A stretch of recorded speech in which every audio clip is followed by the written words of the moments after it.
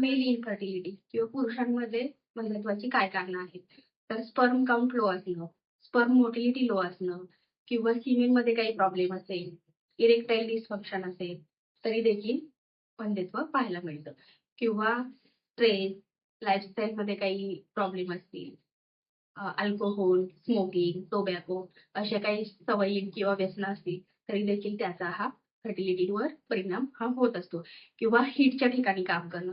खूप excessive heat environment असेल, अशा ठिकाणी काम केलं, तरी देखील त्याचा परिणाम स्पर्म काउंटवर किंवा स्पर्म क्वालिटीवर होत असतो. स्क्रॉटल इन्फ्लॅमेशन किंवा स्क्रॉटल रिलेटेड काही त्रास असेल, तरी देखील इन्फर्टिलिटी पाहायला मिळते.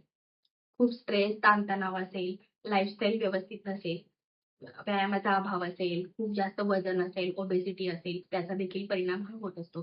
किंवा शुगर लेव्हल जास्त असेल, थायरॉइडमध्ये काही प्रॉब्लेम असेल, टेस्टोस्टेरॉन हार्मोन कमी जास्त असेल, तरी देखील त्याचा त्रास होत असतो.